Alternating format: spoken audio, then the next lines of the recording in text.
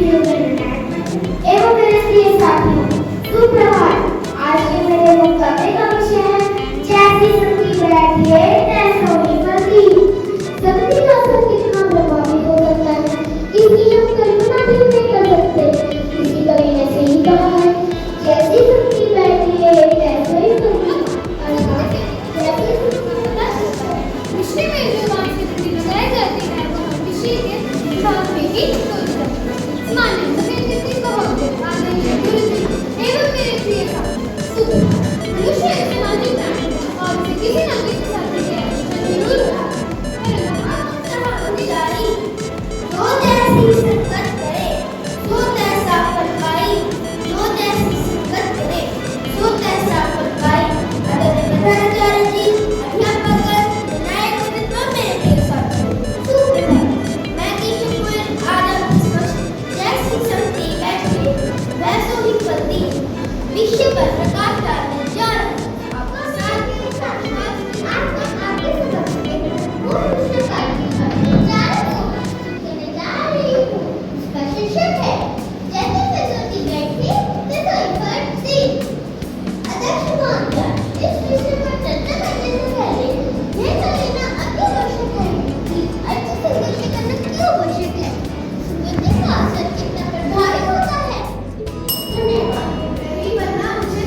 इस विषय की तरह लेने है संस्कार, करना है सदाचार, नहीं लेनी मुझे रोटी कमाओ शिक्षा।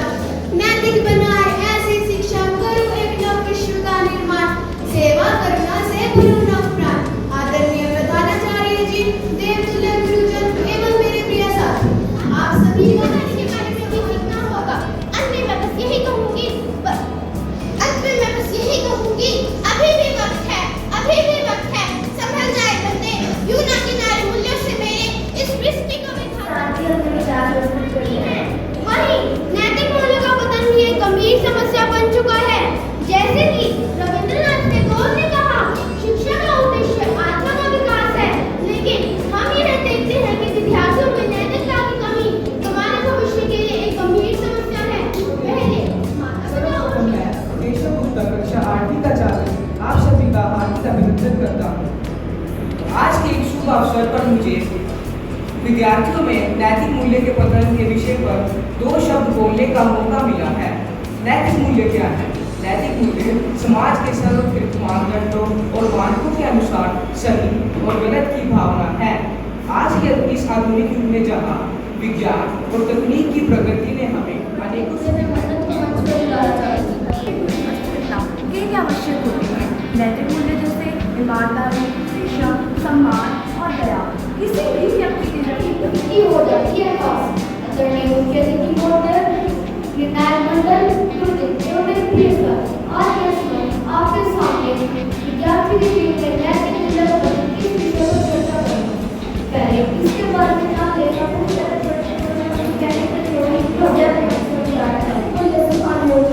साथ ही समाज को नैतिक बनाना होगा। हमें यह समझना होगा कि नैतिक मूल्य केवल पुस्तकों में पढ़ने के नहीं होते, बल्कि हमें हमारा व्यवहार यदि उचित है तो इसका मतलब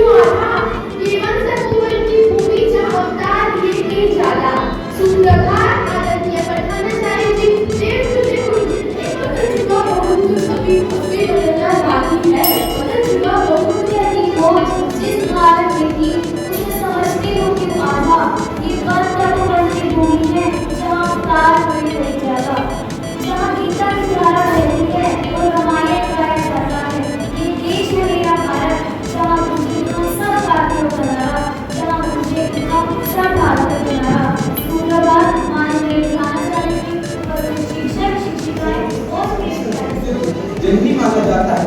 जीने की कला हो, विज्ञान हो या राजनीति का क्षेत्र, भारतीय संस्कृति का सदैव विशेष स्थान रहा है। अन्य देशों की संस्कृति सभ्यता की यहाँ खान है और आने वाला हर अतिथि भी यहाँ भगवान है। मैं कहूँ शान से, मेरा भारत महान है, मेरा भारत महान है। पत्नियां अपने पति को सम्मान देकर और बिना उनका नाम लिए बुलाया करती थी, परंतु आज वही भारतीय पत्नियां पाश्चात्य सभ्यता के प्रभाव के बाद अपने पति को नाम देकर और बाबू शोला कहकर बुलाती है।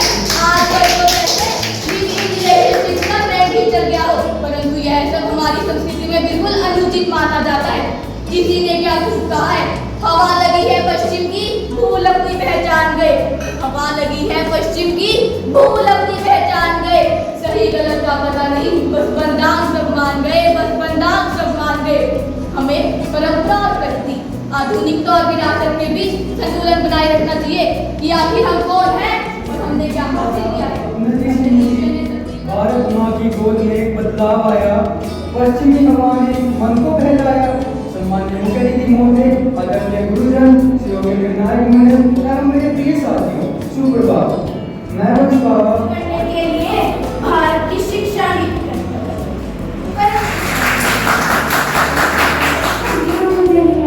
बेरोजगारी एक जटिल समस्या है जो पढ़ाई लिखाई के साथ बढ़ती ही जा रही है। एक ओर जहाँ पढ़ाई लिखाई से बेरोजगारी का स्तर बढ़ रहा है, तो दूसरी ओर उन्हें इस मंच पे आकर बोलने का मौका प्रदान किया और यह मेरे लिए बहुत गर्व की बात है।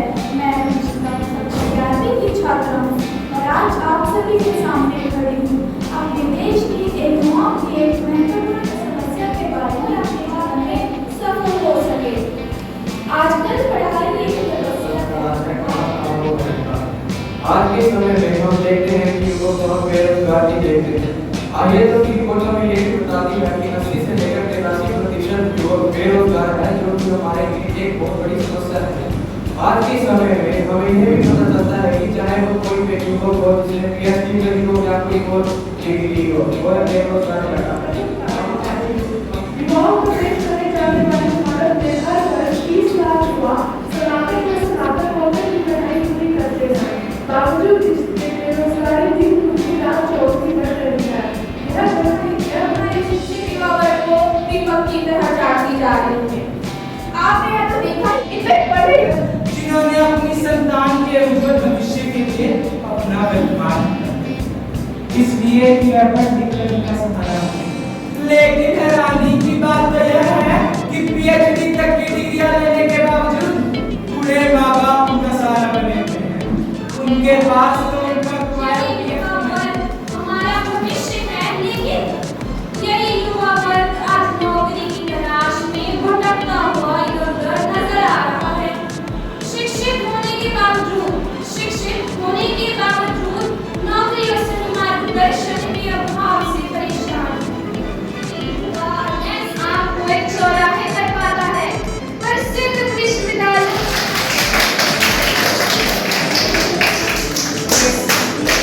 I think today it was tough competition because I think in the examination you feel comfortable instead of debate because this is your native language and you can easily express your thoughts.